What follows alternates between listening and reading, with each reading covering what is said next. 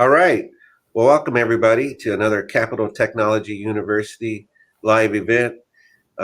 Please enter any questions you can in the comment section if you'd like them to be potentially answered as we get near the end of our 30 minutes. But I just want to welcome you once again to Capitol Technology University. And today we're going to talk a little bit about forensic cyberpsychology. And with that, we have both Dr. Mary Aiken, who is our Capitol Tech Department Chair for Cyberpsychology, and we have Dr. Marshall Rich, who is one of our PhDs that has graduated in Forensic Cyberpsychology. So let's just start off, and I'm going to just ask Mary to talk a little bit about what is Forensic Cyberpsychology. Cool. Thank you, Dr. President Sims. So cyberpsychology is the study of the impact of technology on human behavior. And forensic cyberpsychology really focuses on what you might call harmful, problematic, and criminal behavior online. And cybercriminal would encompass a range of threats, everything from, cyber attacks through to, socially engineered attacks through to ransomware attacks, everything in that spectrum of cybercriminality. And you could also include crimes in the area of hate speech or harassment or bullying. So the full spectrum of harmful through to criminal behavior. The background I'm often asked about the background to forensic cyberpsychology. I studied psychology back in the day, in the 80s, and then I worked in industry and consumer behavioral profiling after I qualified. And I came across, the beginnings of chatbots and the internet in the early 90s in LA. And in the late 90s, I came across the work of Professor John Suhler. And Professor Suhler is the acknowledged founder or father of the discipline of cyberpsychology. And I had a chance to meet him, and, he really encouraged me in my study in this area. And then he mentored me for, about a decade after our first meeting. And so his background was this emerging research area of cyberpsychology. I had done a postgrad in forensic psychology. So forensic psychology is real world crime scenes, body on the ground, wound pattern analysis, gunshot wounds, looking at creating a behavioral profile, a signature in terms of a real world crime, a real world killing in this case. And I began to sort of think about real world forensic psychology applied in cyber contexts, particularly say when it comes to online crimes, when it comes to sort of online crime scenes, a cyber attack manifesting as a crime scene. And I started thinking about these two things together. And the first mention in the literature of forensic cyberpsychology was when I wrote about it in a Europol report, which was the Europol IOCTA, which is International Organized Crime Threat Assessment Report. What I started conceptualizing the application of cyberpsychology in terms of cybercrime, and thinking about, well, if we've got real world psychology and real world forensic psychology, then equally we could have cyberpsychology and forensic cyberpsychology. So I actually completed my PhD in forensic cyberpsychology. It was the first doctorate in the area. And Marshall, who's going to speak about his research now, is is actually the first student at Cap Tech to qualify with a PhD in forensic cyberpsychology. And I believe, and if anybody knows anything different, they can send us a note. But I believe Marshall is the second person worldwide to qualify with a full PhD in forensic cyberpsychology. So I use my work with Interpol, with my work with Europol, I use forensic cyberpsychology in an applied context in terms of the work I do with Interpol, the work I do with Europol, the work that I do with governments, in terms of research and report writing. So I found the utility of the subject to be incredible. The exciting thing is that it's an emerging discipline. So it started as a research area, And now we consider it an emerging discipline, fully on its way to become a fully fledged discipline in psychology, or in the sort of cyber behavioral sciences, which is very exciting. So to give you a taste of what's involved in terms of research, I'm going to pass you over to Marshall, who's going to talk about his doctoral research. And yeah, over to you, Marshall. Let me just real quick introduce Dr. Marshall Rich once more time. He is a graduate of the Capitol Technology University's PhD in Forensic Cyberpsychology. And you might also, when you talk about your research, for anybody who might be interested in either the master's or the doctorate in Forensic Cyberpsychology, just talk a little bit about the process and time investment in that as well. Sure, thank you. So I first, it's really interesting how I intersected with Capitol Tech and with Dr. Aiken. To give you a little bit of history, I had been working in and around this field for quite some time, but really never knew the name of the field and what I was actually doing. I was doing components. I was looking at human behavior, cybercrime, digital forensics, and working with law enforcement and government agencies and such. So, I started understanding some of the motivations and the behavior patterns. So, driving back from DC to home, everybody doing that commute. Was always on the lookout for new books. And I distinctly remember it was probably around 2017. I remember I was sitting in front of the Pentagon and I started doing a search while I was waiting on my writers. And I came across this book called The Cyber Effect. And I read the description of it and I was like, this sounds really interesting. And so I started listening to the audiobook. I then bought the book, and then it really started connecting things. And I was like, wow. And it just so happened, the planets aligned, and I was on LinkedIn and I saw a student, PhD student in cyber psychology. And all of a sudden the connection started to make. And I saw this and I said, well, what school is he in? And I looked at it, I saw Capitol Tech, and I went to the web page, and I looked at it, and I was like, that's it. And I was reading down the page, and I was like, Dr. Mary Aiken, why do I know that name? And all of a sudden, I just connected everything together, and it was a no-brainer.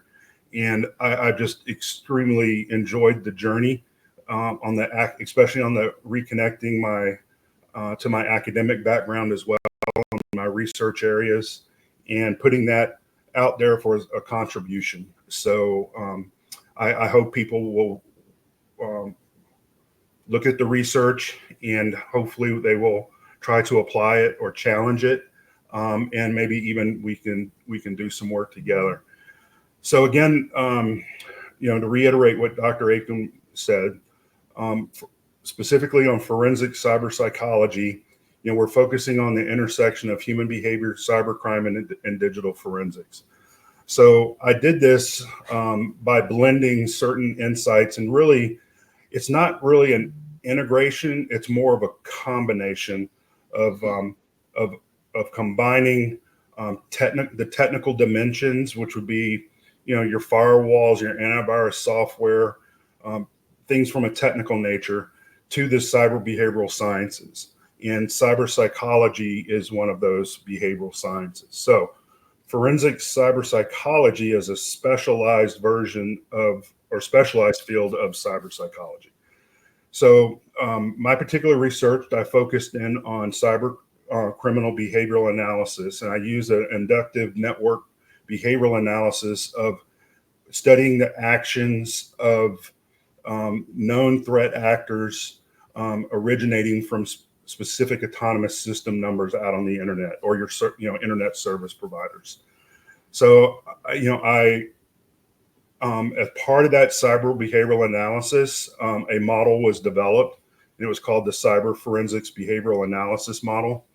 And what this did was it actually bridged to create that combination of the behavioral sciences that I was talking about and the digital forensics portion of the technical dimension.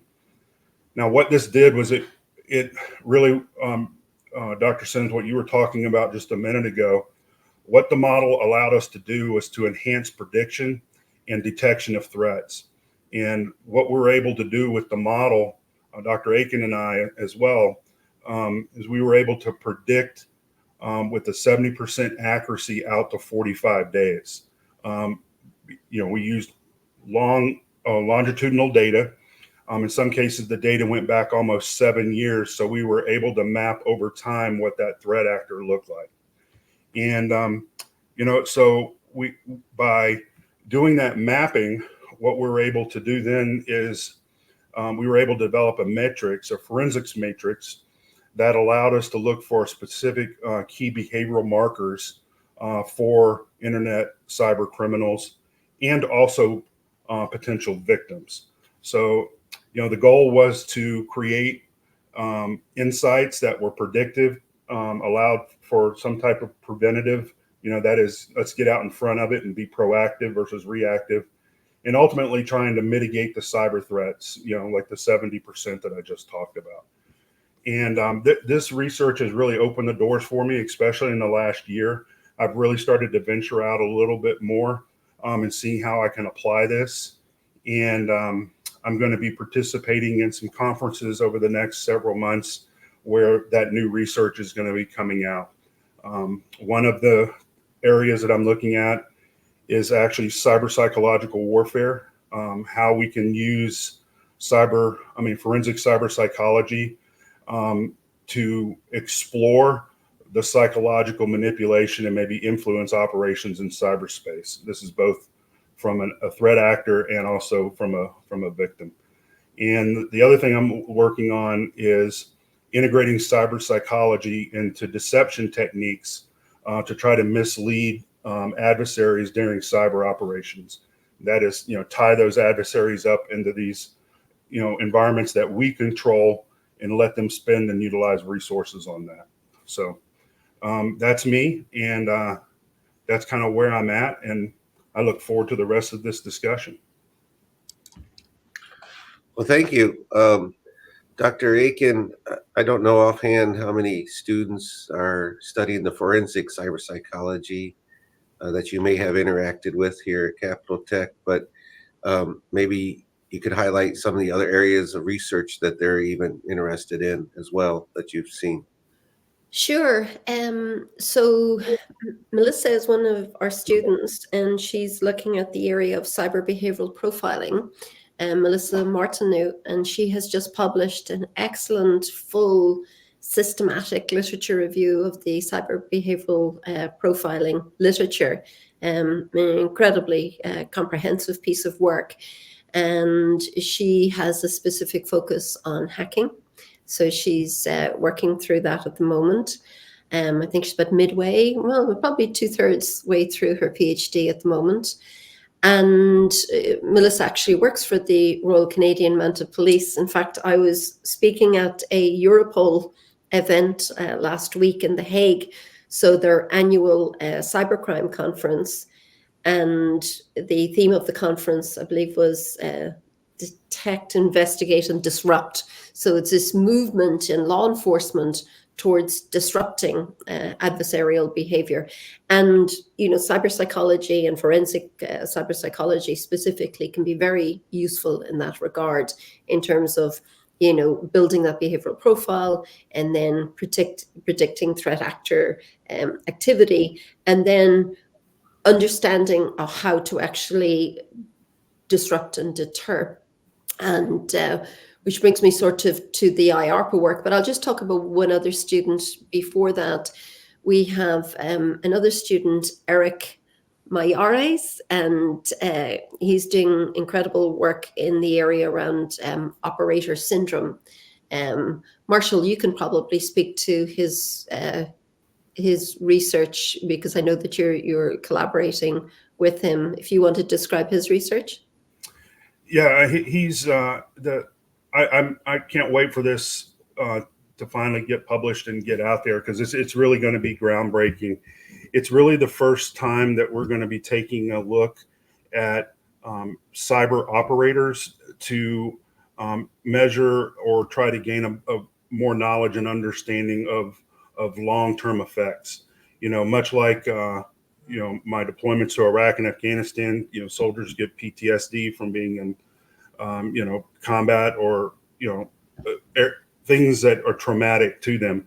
Well, from the cyber operator standpoint, not the argument, but they go through the same process. And it's really going to be fascinating, because he's not just looking at a very narrow scope in time. He's trying to put this over, some longitudinal time, so that he can capture kind of a full spectrum.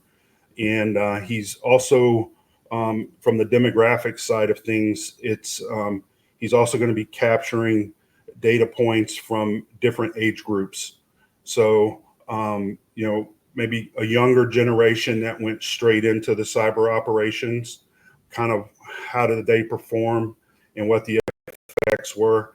And also maybe somebody that crossed over, that was already in the service doing something else, and crossed over into that domain. So it really is a good, solid look at the psychology behind the cyber operations. So it's going to be fascinating.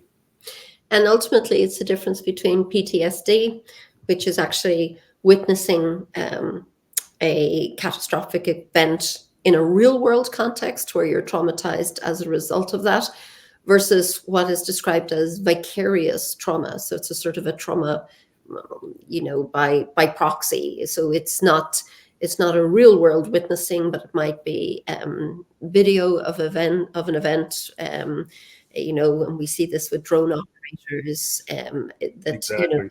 that the viewing it in a video format and then reviewing the content after the fact can be traumatic. And any form of PTSD or vicarious trauma is defined by the frequency. The severity of the trauma is directly related to the severity and frequency of exposure. So if it's your job to engage in battle every 8 to 10 hours a day, whatever, then the exposure is going to be very frequent, and therefore potential trauma. So what we're looking at in this type of research is, one, to understand it, and two, to actually look at evidence-based protocols that may help to triage or to mitigate that trauma or prevent, ideally. And there are lots of scenarios where research can help in that regard. So I think that what we see with our students is, typically our students are mature, so they're not in their early 20s. Many of them are holding down high-level jobs in organizations, in 3-letter organizations, in Department of Justice, in military and policing. So we see a lot of people who are actually working at the front line of various areas of cybercrime. And cybercrime is a very broad umbrella that covers just about everything that can go wrong online. And many of our students, interestingly enough, already have a PhD. And I find that quite remarkable. Like Marshall, you had a PhD before doing your PhD in forensic cyberpsychology. And that points to the utility of the discipline. If you've already done your doctorate and then you seek to do another doctorate, it shows the strength and importance of the discipline to go through the, I say, pain of completing a PhD, because it's not an easy process. But to do it once is tough. To do it twice is, it's hardcore. But I think in an organizational context, I think with IARPA's project, which is Rescind. So IARPA, I suppose it's the first government agency to launch a major, heavily funded project in the area of cyberpsychology. And that was launched at the end of last year. And I actually presented at the Proposers' Day for IARPA for the launch of that project. What do you call it in the US? It's not a grant process. It's I can't remember. There's some specific name for it. Anyway, It's funded government research from. yeah, they've some name, they've some short name for it, but it's funded government research. It's like a call for proposals. And effectively, so Rescind is the name of the project, and it's reimagining network security with cyberpsychology informed defenses. And effectively, the premise of that is the construct of psychologically hacking back.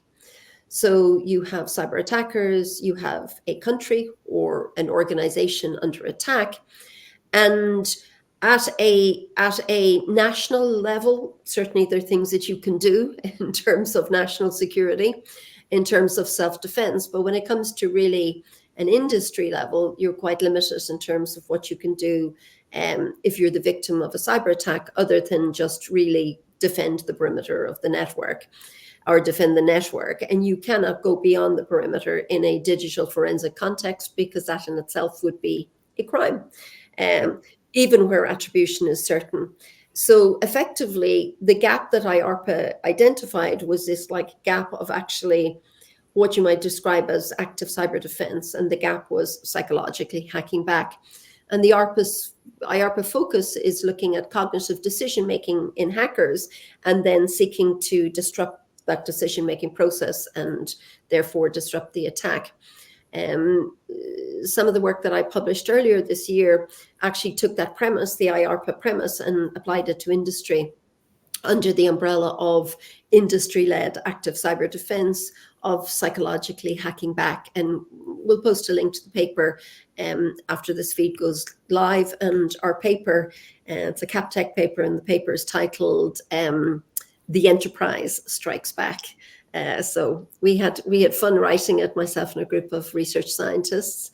But it's this idea that I'm beginning to conceptualize more and more as what could be described under the umbrella of forensic cyberpsychology, but a new emerging research area of offensive cyberpsychology. So really striking back.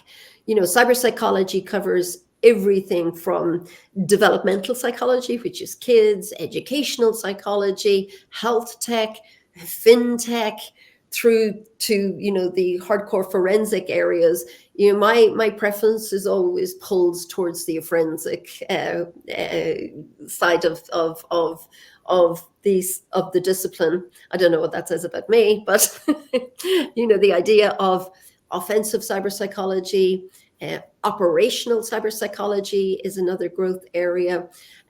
Marshall spoke about psychological operations, which is known as PsyOps, and what we now call that is cyber PsyOps, which I think is another topic area that could be fascinating. But the fun with this is, fun if you get excited about research, which I do. The fun part is that you've got these incredible emerging disciplines like forensic cyberpsychology. And for students and for doctoral students, it's really your chance to go and drive a stake in the ground and say, this is my territory. This is the research that I'm going to do. This is the impact my research is going to have. And that's why I'm delighted that so many of our students actually are working at a senior level, where not only can they do the research, but they can then take it, apply it, and then affect change. And what we're doing really is collectively working towards creating a safer and more secure cyberspace. That's our collective mission and vision. This really kind of parallels the development of cybersecurity in general, if you look at the history. So, information assurance, which turned into cybersecurity. If everybody remembers, probably after 9/11, that exploded, that area. But a lot of it was focused around, the first part was like financial cybersecurity. And then finally in 2021, what I think is even more important is operational technology in cybersecurity, because everything that's operated, whether it's refinery for your petrol or a power plant or food processing, is all operational technology that can be attacked in that regard too. So, I think as we see here, right, whether it's cyber psychology or cybersecurity, the general expansion across all these new evolving disciplines is something that's only going to grow in the future. And so, great time to be involved with it and to learn more about it. There's a question here about the the doctoral program, so let me just talk a minute about that. So here at Capitol Technology University, our master's degrees and our doctoral degrees are designed completely online for full-time working individuals, so you don't have to quit your job to study with us in these areas. And in the areas we're talking about today, forensic cyberpsychology or cyberpsychology, we do offer a master's degree and a PhD online.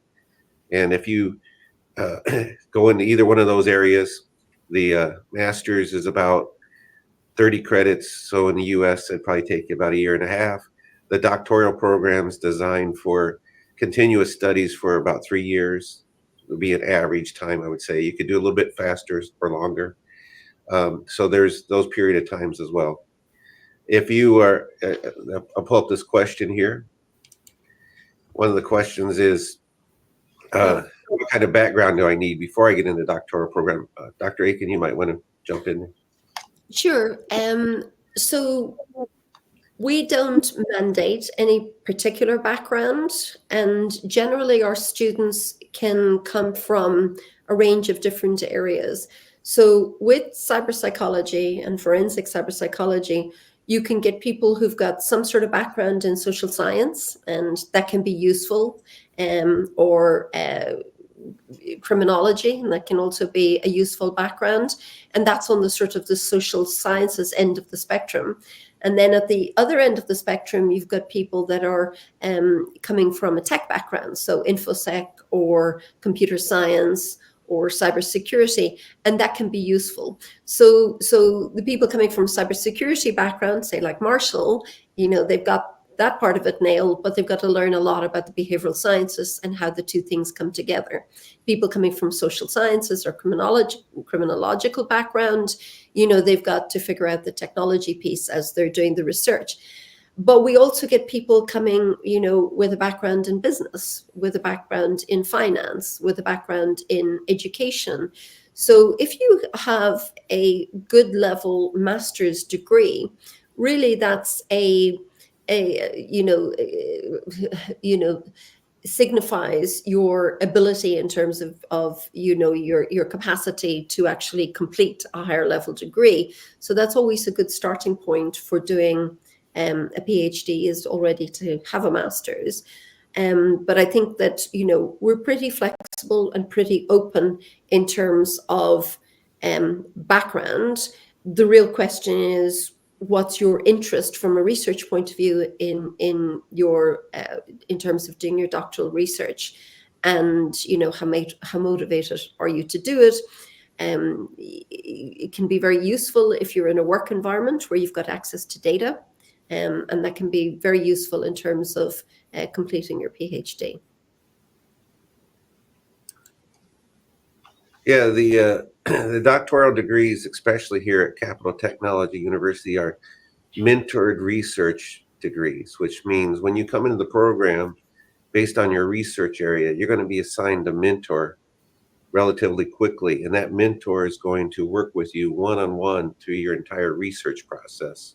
So it's always better if you have an idea of what research you're really going to be focusing coming in.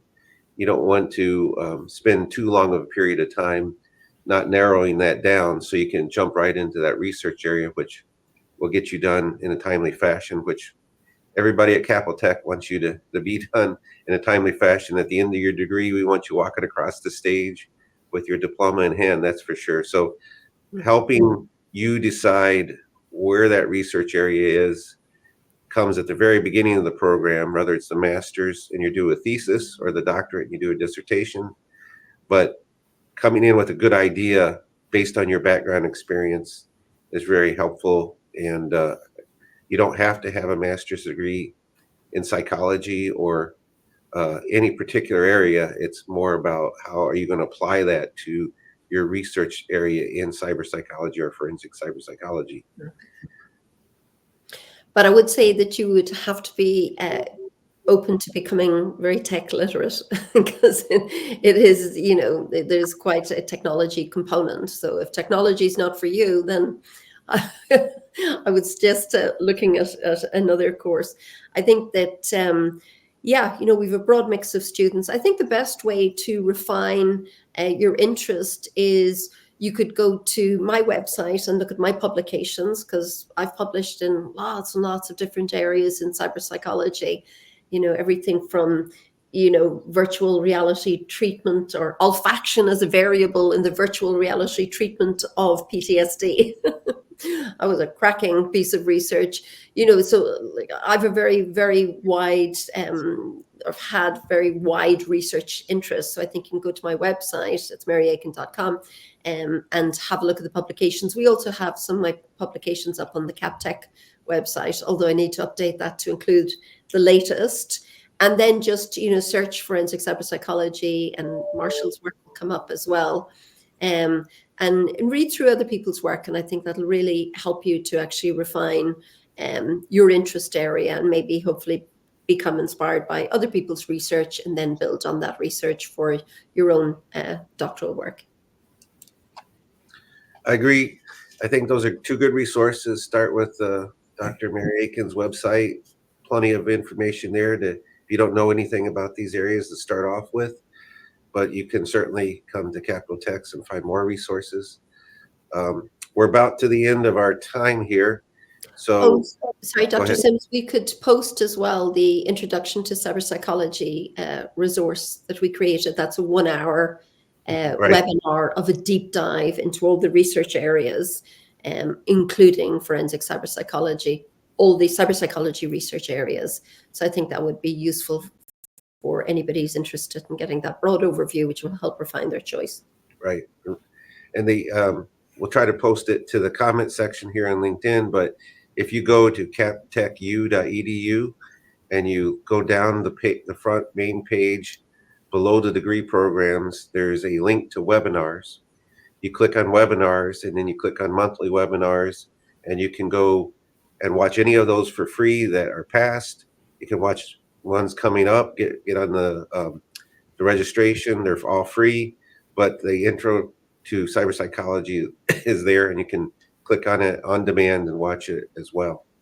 This podcast too, it will be done two ways. We'll make it available on the YouTube channel so you can watch it anytime this event, and also turn it into a podcast, which will be on our website as well.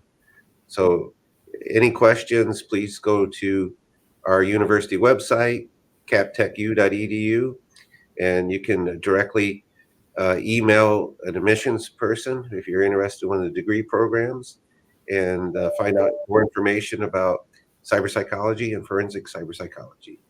So thank you for everyone who attended today's live event. And once again, we'll be posting this on YouTube, and you can watch it over and over again. So thank you. Thanks to Dr. Aiken, and thanks to Dr. Rich for coming on today. Thank you. Thank you, Dr. Sims. All right. Bye. Thank you. Thanks, Marshall. Thank you.